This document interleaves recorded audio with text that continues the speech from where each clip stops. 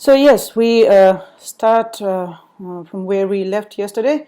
We were discussing the third kind of law that Thomas Aquinas talks about, that is lex humana or human law. So um, that is also essential because we live in a human society, okay, and natural law in itself will not be enough for us, because as you know, one of the problems with natural law is that not everyone arrives at the right conclusion, okay, and then you have divine scripts, but then there might be people who are not willing to follow that, okay. So to avoid that you need human law, and you need someone to enforce that human law here now, okay. You can't wait until someone is dead to be judged in their afterlives, okay. uh, so that's not my view, though. As I told you guys, I do not believe in afterlife, but this is the theory that Aquinas comes up with. So anyway, so you can't wait until then, so there has to be consequences of your action here now. So you need human law, because we live in human society. We need human law. So to that extent, even Augustine also says the same thing, that we need human laws because we have human problems. We need to address that, okay. But where Augustine says that human law is merely needed for our peaceful coexistence, in the absence of any divine law for to guide us. Yes, of course there are other laws. But for Aquinas, it is part of the same hierarchy of system, okay. So he is here more or less like the Stoics, especially Cicero, when they said that the laws that guide us here, okay, are part of the same system, okay. So it's continuation of what starts with the divine, okay. So from that divine higher order you go below, and then you come to the human order. So it's a part of the same hierarchical system. So the lex humana is a continuation of the same thing, okay. But it is not necessary that human laws are always in consonance with the divine law, because human laws, after all, are created here, okay. So he says that human laws could, think of his time, okay. Of course now we have much more sophisticated ways of creating laws, okay. But back in those times, when he was writing, there were two predominant ways that human laws could have been created. One would be the laws which are already practiced, okay, in a group. So that's customary law, for a long time.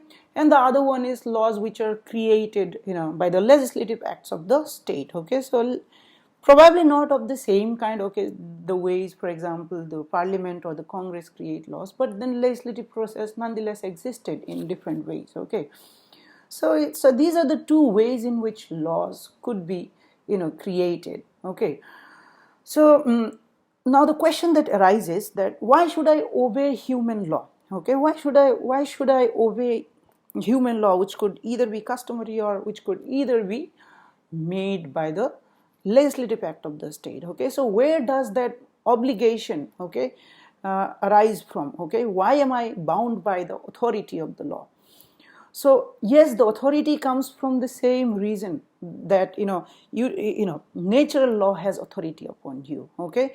So here on this earth, okay, authority comes from the fact that human laws are moral laws, that human laws are in continuation or in consonance with the natural law, okay. Because God is the divine commanding authority who has commanded you to do the right thing and avoid doing the wrong thing. Because human laws are also in continuity with that, that's the same authority here, okay.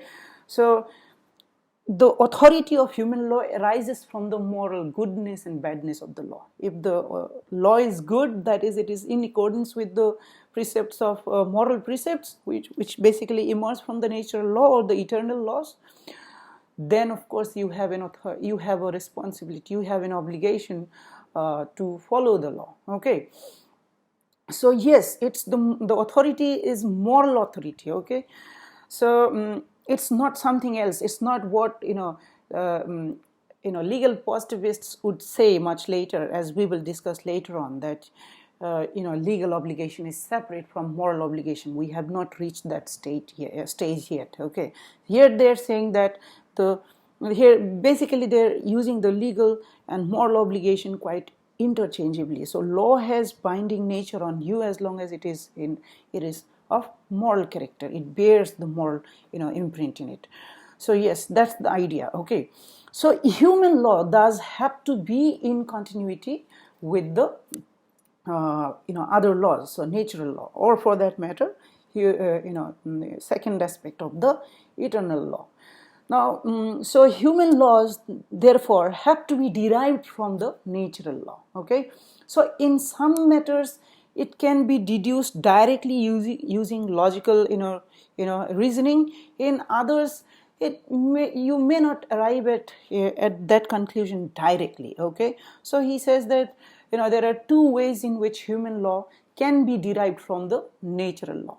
So the first kind of first way is basically directly deduce from the first principles, okay, of the natural law. So an example has been given here is that for example, it has been said that thou shalt not murder. Okay, so where does that come from? So there is a natural law precept that says that one must not harm another person. So if I'm not to harm someone, so murder would mean harming someone. So that's direct logical deduction from the natural law precept that one should not harm another. Okay, so yes, in some cases it's crystal clear. In others, okay, which are of calculative in nature, if you remember, in those, I mean, you have room to wriggle here and there. Okay, so he talks about the second kind, okay, where human law may determine the way natural law applies to particular types of cases. Okay, so there a little bit of discretion is given. So for example, if you commit some wrong, you ought to be punished, but what will be the amount of punishment? Okay, and what kind of punishment would it be? Would it be imprisonment, or would it be fine? Whatever it is, okay, to that extent, saying that a little bit of discretion is there in the hands of humans to determine what exact punishment is to be given. Okay, but I find this second criteria to be a little problematic. Okay, in the sense that, so for exactly the same offense of the exact same kind in the exact same situation, why would there be variation in the kind of consequences that would ensue? Okay, it shouldn't. I mean, if human law is derived from the natural law, that it is in consonance with the natural law, unless there is a variation in the circumstances, okay, the punishment which is to be meted out in that specific instance should not be affected otherwise. Then the fact that there is a difference in the fact situation. Other than that, it should not vary. But this is what has been said here. Anyway, so that's the human law, okay, and human law has authority over you because it is in consonance with the higher laws. Okay, so higher laws, all three of the laws. Okay, so natural law, you call it natural law as revealed through the script called divine law, or the second aspect of the eternal law, that is natural law. It's the same thing. So yes, now the next important, so I hope you guys are clear till now. Any question? This is quite easy to understand.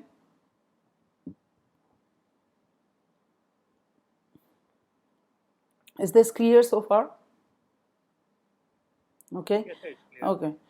Then let's proceed to the next important question that naturally arises from this. Okay, what happens if a law is unjust? So when is a law unjust? When it is not in consonance with the natural law. So natural law lays down certain moral precepts, and we are to live by those moral precepts. Okay, certain moral commandments. Okay, we are to live in accordance with them. So if any act is done which is against those moral precepts, so that will be considered as unjust. So if a law is made, okay, I'm referring to human law. If a human law is made, okay, either through legislation or through other ways, okay, and that is not in consonance with the natural law, what will be the effect of it? Okay, so there are many different conclusions that you can arrive at. Okay, so I gave you guys examples of some such unjust laws. Okay, so for example, it says that thou shalt not murder. Okay, so if there is a law that is made that says that all Jews are to be put in gas chamber, okay, or all people belonging who are homosexuals are to be stoned to death or are to be hanged, okay, all those who are bald are to be killed, all those who wear specs are to be their properties are to be confiscated.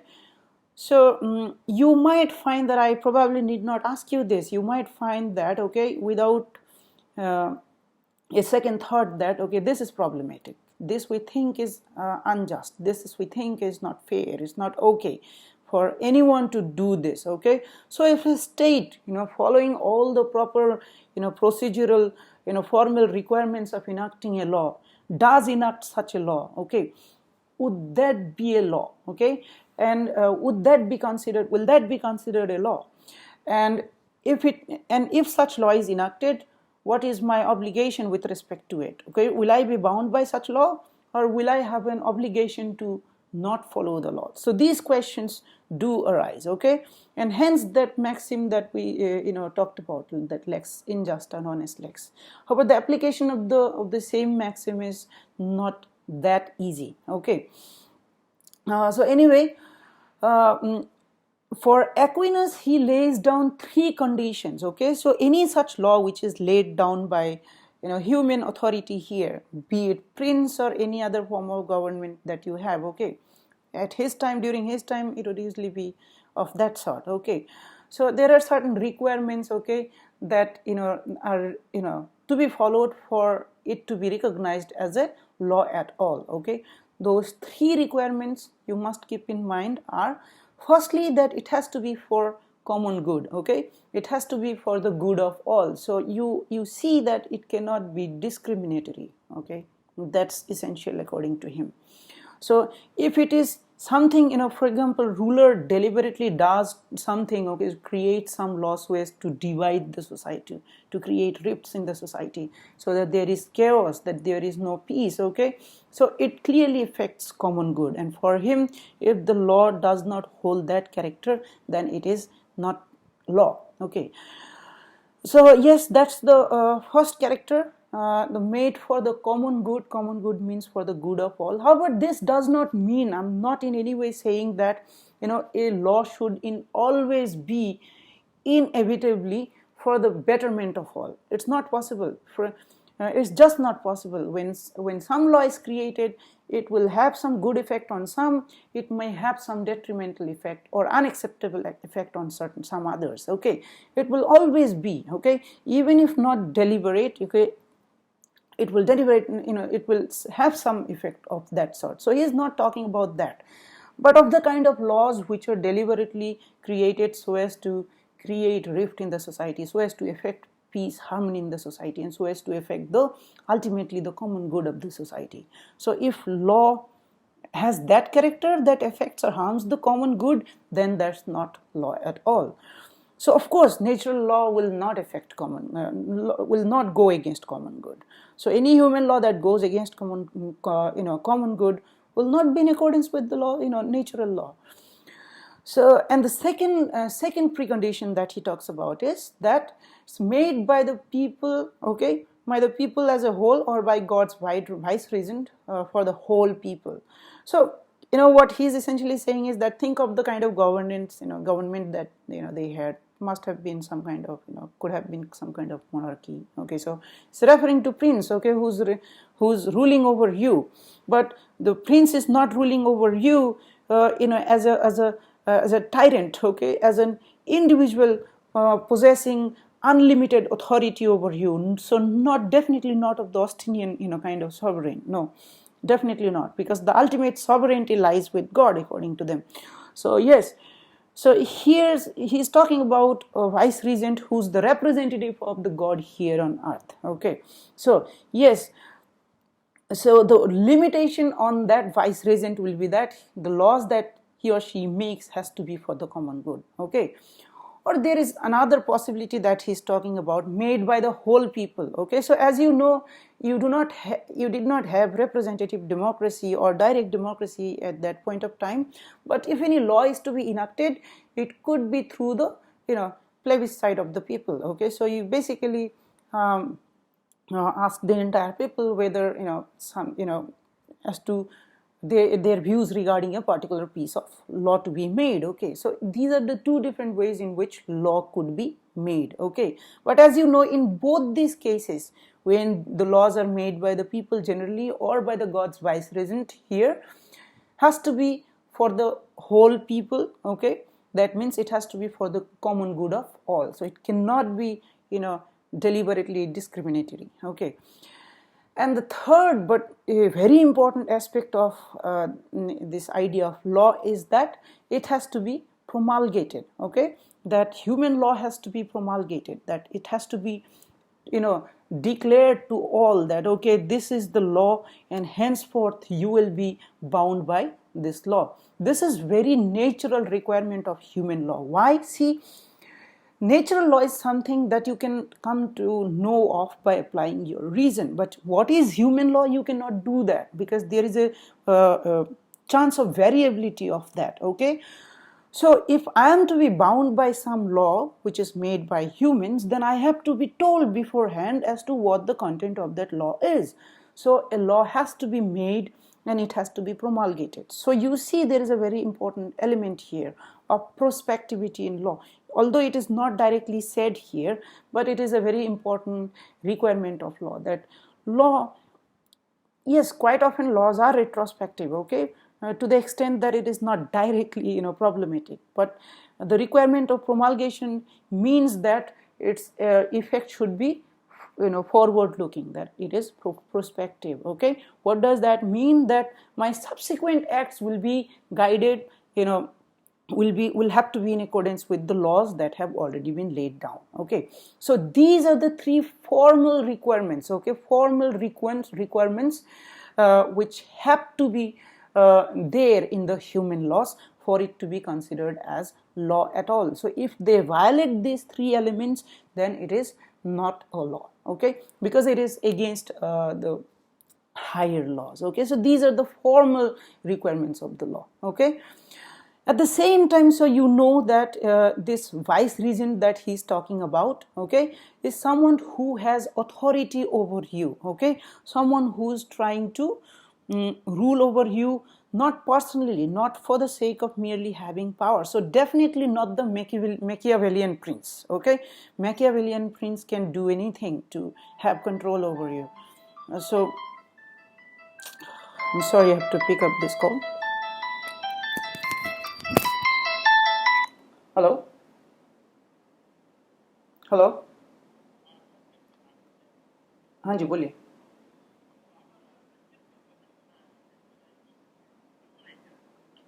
है sir, मैं आपको class के बाद दे रहा हूँ, मैं class ले रहा हूँ, उसके बाद दे रहा हूँ. ठीक ठीक ठीक है.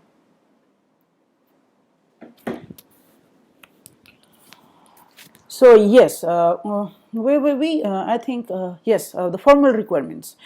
So yes, we were saying that it is only someone who has the legitimate authority can rule, and who has the legitimate authority? Someone who is working for your common good, someone who is not going against the natural law.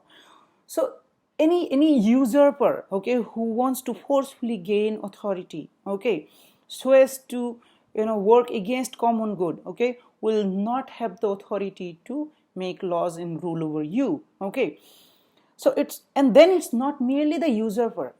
If the one who we are considering as having the authority to rule over you does something that goes against the common good, okay, even then you will have a moral obligation then to not follow the laws imposed on you. So that's what he is in a very clear way talking about here. So I hope this is quite clear to you guys so far. Well, yes, that's the first part. So that's the formal part. So there is a second part that says that, okay, so that's those are the formal requirements. But in addition to that, okay, there are also certain substantive content, okay, that the laws have to possess. So a law which is formally valid may yet fail the moral test. Okay, so for example, a law which has been intended for the common good, which has been created by the right authority, okay, which is promulgated. But if it is substantively immoral, then it will again fail the same test, that it is not in accordance with the higher laws. Okay, now a very important question that arises here is as to what happens if a law is unjust, in the sense that a law is immoral. Okay, so some examples we had already taken. Okay, so I had told you that Martin Luther King Jr., when he had said that, okay, he was breaking the uh, those discriminatory laws, the segregation laws, okay, created by the state, that said that, okay, for example, that said that black men are to sit at the back of the bus, okay, or they will have separate transportation, or they will have separate schools to go to. There is clear problem in that. You see that it affects the dignity, honor of black people, okay, that the state is not considering its human citizens the same based on the color of their skin. So when the father of this nation was pushed off of a railway carriage, okay, in South Africa, that led him to realize that it is problematic. Okay, so we all have that innate sense of justice in us. Forget about human beings. Experiments have been done with higher primates, okay, in which some primates are to do a particular task, okay, and one is given, for example, cucumber for the same task, and the other is given grapes for the same task, okay. Then after a while, the one which is given cucumber refuses to perform this task. So you see that the problem of this thing can be understood by anyone, okay, not just human but even animals, okay. So I'm not going further with this explanation. If you want to study more on this, then there is this evolutionary biologist, I think, by the name Franz de Waal. You can definitely read. Okay, he has worked with primates, and of course Richard Dawkins, who's a famous personality.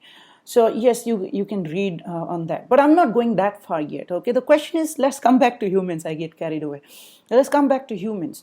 So when law treats you differently, discriminatorily, merely based on, for example, how tall you are, or how fair you are, or what is your sex, what is your sexual orientation, so these laws would clearly be discriminatory. Okay, so in such case, for example, I was talking about Martin Luther King, who refused to obey, or who deliberately broke such laws which were of discriminatory nature. So when he was asked, why are you breaking the laws which have been made by the state, he said that there is a yet higher law, okay, and these state laws are not in accordance with that higher law. Hence, those laws are not applicable to me.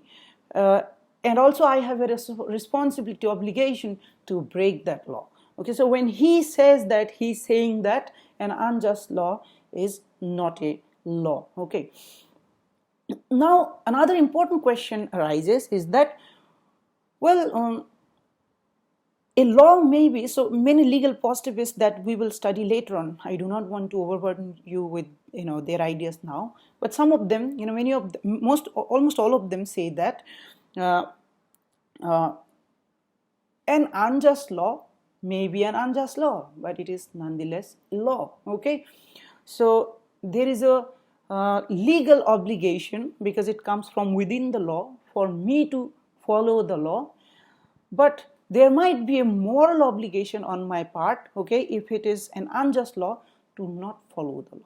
Okay, that's what the legal positivists say. However, the earlier moral thinkers, okay, the natural law thinkers would basically say that there is only moral obligation. The legal obligation at the end of the day is also a kind of moral obligation. So if a law is unjust, then I have an obligation to not follow the law.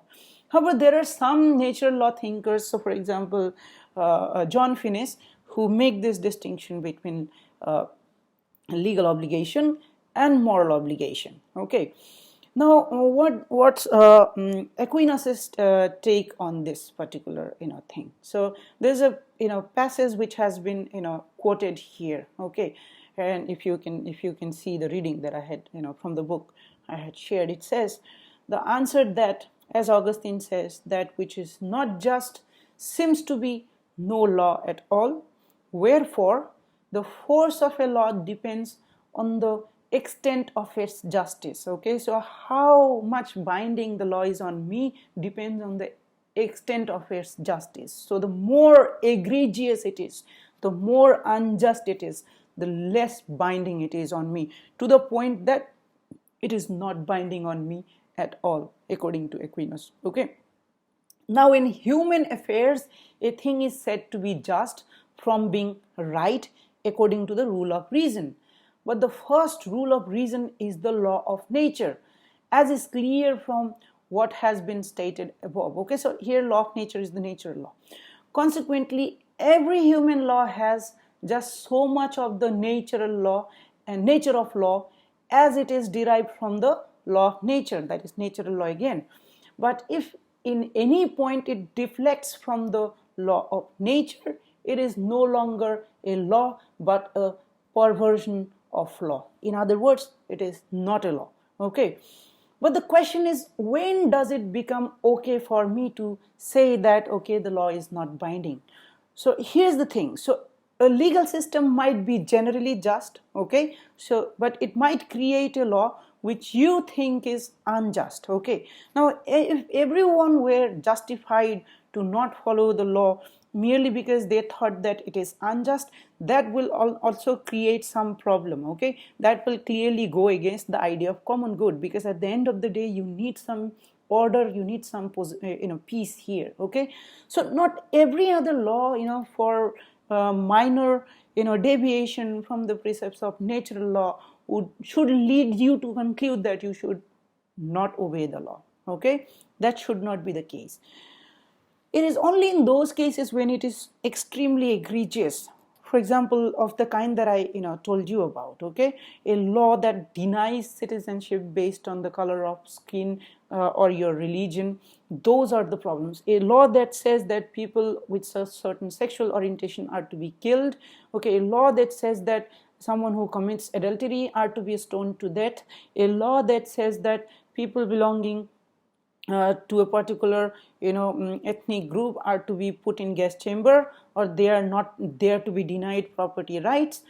So those, I'm just giving you examples. A law that says that yes, people from a particular community are to be raped and murdered, even if those laws are enacted following all the procedural requirements, then even then it does not create obligation for anyone to follow the law. In fact, you have an obligation to not follow the law.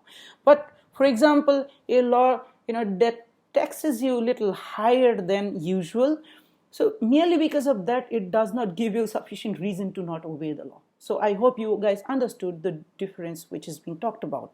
It will be all the more clear when we discuss about this in detail, when we talk about legal positivism later on. So Aquinas had considered that lawmakers cannot be as precise as scientists in deriving particular conclusion from indemonstrable general principles. Human laws cannot have that inerrancy that belongs to the demonstrated conclusions of sciences. So I told you that in some cases, there are two different ways in which the laws, are derived from the higher laws, isn't it? So in some case, it is clear to you that, you shall not kill. Okay, it's clear. But in others, it's difficult for a human mind with limited capacity of reasoning to derive the particular human law from the general moral precepts of natural law. So there might be some variation here and there. Okay, so merely because of that inevitable error, it does not give you reason enough to disobey the law. Okay, because if everyone does that, remember there is another requirement, common good of all, that is affected. Okay, so you are not to, in such case, disobey the law. Okay, and so that's basically the reason which has been provided. Okay, however, you are not to forget, okay, that in such case I mean, if the law is unjust, then you ought to follow. No, that's not what he's saying, okay? But the degree of egregiousness, the degree of corruption in the, a degree of deviation from the moral precepts definitely increases your responsibility to object to the law and then ultimately to disobey the law, as Aquinas talks about. Okay, so yes, when the same goes for an usurper, okay, it's the prince who has authority to rule over you. So in modern times, definitely the legitimacy question will be different and not like the way Aquinas is talking about, because we have other democratic theories that is not being considered here. So anyway, this is referring to prince. So prince has that authority over you as long as prince is acting in accordance with the natural law. And usurper will not have that authority because he's clearly against common good, okay, and he could be he could be acting against the natural law. But when a prince's law is corrupt according to the parameters laid down, then of course it is possible for people to overthrow the prince and then replace that with someone else. Okay, so yes, that is there. But let me tell you this, okay, Aquinas still is very conservative about when it is okay for us to replace one prince with another. Okay, so examples are there that sometimes what happens is that a prince is someone who you think is corrupt, so you overthrow that and replace that with someone else, so that some other prince, keeping this in mind, that okay, the previous one has been overthrown, so I have to be all the more strict with these people, so I will deny them all the more, I will be all the more tyrannical with them, okay, denying them their rights, denying them the protection of natural law. So, and then you replace that with another, then you get even more tyrannous, leader. Okay. In fact, you have examples of that happening right before your eyes. Only if you're willing to open your eyes. But then, according to me, that is still not justifiable, because we live in democracy, and he's not talking about democracy here. Okay, so democracy comes with many other institutional checks and balances, and those have to be there to ensure that tyranny does not happen. In fact, the democracy that we were talking about during Greco-Roman times were not of the kind that we have today, so we cannot equate these two. So anyway, so this is the position of Aquinas with respect to unjust law, that an unjust law is not a law, okay, but not every other situation, do you have the obligation to deviate from the human law. Okay, so because it is not possible for human rulers to exactly come to the right conclusion, so some kind of room should be given to the human ruler. But in other cases where the moral precepts are clear that you shall not kill, okay, so a law that says that you ought to kill, in those situations you ought not to follow. So in those situations where the law is clearly discriminatory, so I don't know, so if you were to use biblical moral standards, I don't know if the same will apply to the case of homosexuals, because homosexuality, if you read the incident of Lot, then it is prohibited in the Bible itself. So homosexual acts might be biblically considered to be against the law of nature. But then we have come far from that. But what essentially is being said here is that the laws have to be in accordance with the higher law. The more it is in consonance with the higher law, the more obligation that you have to follow it. The farther it is from the higher law, the more corrupted it is, the less obligation that you have to of following the law. Okay, and ultimately to the point that where it is absolutely corrupt, okay, absolutely away from the natural law, then you have no obligation to follow the law at all. In fact, you should rebel against such a law. So that's the natural law as was conceptualized by Thomas Aquinas. Now, after this, what happens is that Europe is now coming out of the so-called dark age, and lots of changes happen. Okay, you now have church starts losing its authority over the states, and you have strong monarchs coming into power. ruling over smaller countries, and then you have Reformation happening, leading to a split within Christianity, and then you have other people who do not even subscribe to the same idea of the same God. Okay, so in this changing situation, this religious idea of natural law started losing its sheen. Okay, and people started and now thinkers had to come up with some idea of natural law for which you do not need God.